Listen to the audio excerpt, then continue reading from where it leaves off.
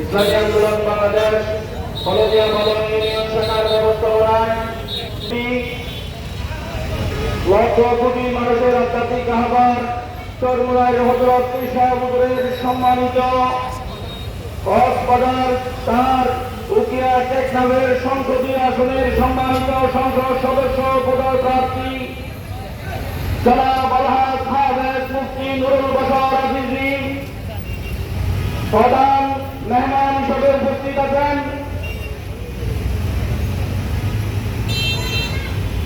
কক্সবাজার জেলা শাখার সম্মানিত সহ সভাপতি জনাব আলহাজ মাওলানা মুফতি আব্দুল গফুর নদীম, সম্মানিত বিশেষ অতিথি কক্সবাজার জেলা শাখার সম্মানিত সেক্রেটারি ইসলামী আন্দোলন বাংলাদেশ কক্সবাজার জেলা শাখার সম্মানিত সেক্রেটারি জনাব এআরএম ফরিদুল আলম ও সম্মানিত বিশেষ অতিথিবৃন্দ, সম্মানিত সচিবমণ্ডলী, সম্মানিত সাংবাদিক ভাই ও বন্ধুগণ, আইন শৃঙ্খলায় নিয়োজিত সম্মানিত সদস্যবৃন্দ, আল্লাহ এবং আল্লাহ রাসূলের প্রেমিক, দরবার সৈনিক, ইসলামের অত্যন্ত প্রহরী সম্মানিত উলামায়ে কেরাম, আমার ইসলামী আন্দোলন বাংলাদেশ উকিয়া উপজেলা শাখার পক্ষ থেকে আপনাদেরকে শুভেচ্ছা ও অভিনন্দন জানাচ্ছি।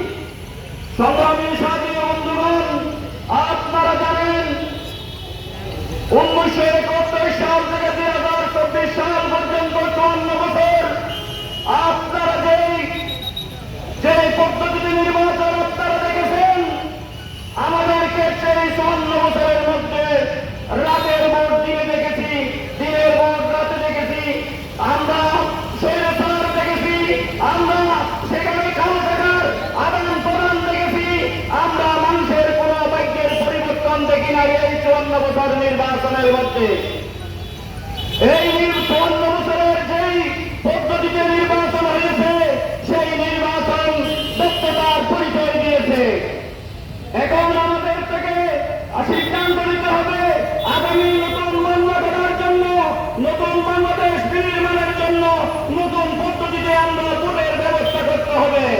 তাই চরমুনায় হযরত ঈসা হুজুর বাংলাদেশের মানুষের ভাগ্যের উন্নয়নের জন্য পিআর পদ্ধতিতে নির্বাচনের ব্যবস্থা করার জন্য আমরা আগামী 24 তারিখ থেকে আজ আগামী ঢাকায় সমাবেশ 24 তারিখ আমাদের জেলা এবং উপজেলায় মানুষ জীবনকে বোঝানোর জন্য পিআর পদ্ধতি বোঝানোর জন্য চরমুনায় হযরত ঈসা হুজুর কর্মসূচি ঘোষণা করেছে। আমরা আপনাদেরকে বলতে চাই, পিআর নির্বাচন হচ্ছে সকল মানুষের ভোটের মূল্যায়ন এবং স্বৈরাচার বাংলাদেশ থেকে মুক্ত হবে। তার নাম হচ্ছে পিআর পদ্ধতির নির্বাচন। সেই নির্বাচনের মধ্যে মানুষের ভাগ্যের পরিবর্তন হয়, কিন্তু দুঃখের বিষয় যে নির্বাচনের মধ্যে সমস্ত দল যেগুলো আছে সেগুলো সংসদের মধ্যে প্রতিনিধিত্ব থাকে, তাদের নেতার মাধ্যমে বাংলাদেশ নতুন সুন্দর বাংলাদেশ গড়ে উঠবে। দুঃখের বিষয় একটি দল বলতেছে পিআর, এটা মাথায় দেনা পিআর খায়, আমরা পিআর বুঝি না। আমাদের চরমুনায় হযরত ঈসা হুজুর স্পষ্টভাবে ঘোষণা করেছে, তোমরা যদি পিআর না বুঝো তাহলে এখানে রাজনীতি করতে এসেছ কেন? সংগ্রামী সাথী বন্ধুগণ, আমরা আগামী নির্বাচনে পিআর পদ্ধতিতে নির্বাচন চাই। আমরা আগামী নির্বাচন হবে নতুন বাংলাদেশ নির্মাণ করার জন্য নতুন পদ্ধতিতে ভোট হতে হবে। যেই ভোটের মধ্যে আমরা দেখেছি যে কর্মচারীরা যে টাকার চলাচলের মাধ্যমে সন্ত্রাস সৃষ্টি করে, ভোট ডাকাতি করে, ভোটের বক্স ছিনতাই করে, সেই সন্ত্রাসীদেরকে এইবার নির্বাচনের মধ্যে আমরা বয়কট করার জন্য চরমুনায় হযরত ঈসা হুজুর পিআর পদ্ধতির নির্বাচনের ডাক দিয়েছে। সংগ্রামী সাথী বন্ধুগণ, তারা বলে পিআর পদ্ধতি নাকি বাংলাদেশের সংবিধানের মধ্যে নাই। আমি স্পষ্ট বাবার ভাষায় বলতে চাই, সংবিধানের 119 নম্বর ধারার দ্বারা আপনারা দেখুন, সেখানে পিআর পদ্ধতির নির্বাচনের কথা আছে।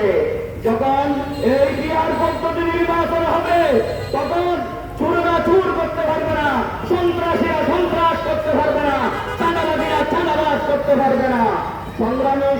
বন্ধুগণ, আমরা স্পষ্ট ভাষায় বলতে চাই, আগামী জাতীয় সংসদে আমরা কোরআনকে সংবিধান হিসাবে সংসদে দিতে চাই।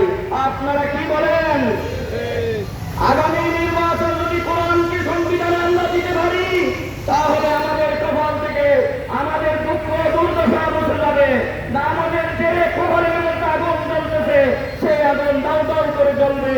কোরআনকে যদি সংবিধান হিসেবে সংসদে দিতে পারি, আমাদের কপাল থেকে যে আগুন জ্বলতেছে, সেই আগুন আমাদের কপাল থেকে মিশে যাবে।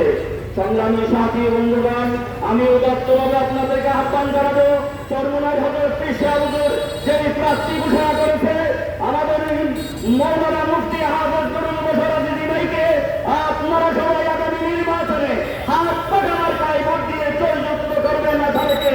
এবং এই পিয়ার পদ্ধতির নির্বাচনের মধ্যে আপনারা সবাই আন্দোলনে সহযোগিতা করার জন্য, আন্দোলনে শরীর হওয়ার জন্য, আমরা এই দেশের সমস্ত ইসলামী দল আমরা ঐক্যবদ্ধভাবে নির্বাচন করার জন্য, পিয়ার পদ্ধতিতে নির্বাচন করার জন্য আমরা সকলে ঐক্যবদ্ধ হয়েছি। আপনারা সবাই আমাদের সাথে সহায় হন, আপনাদের ভাগ্য পরিবর্তন হবে ইনশাআল্লাহ। সংগ্রামী সাথী বন্ধুগণ, আমি সকলকে মরিচ্ছাবাসীকে ইসলামী আন্দোলনের ইসলামের পতাকা তুলে আসার জন্য উদাত্তভাবে আহ্বান জানিয়ে আমি আমার সংক্ষিপ্ত বক্তব্য এখানেই শেষ করছি।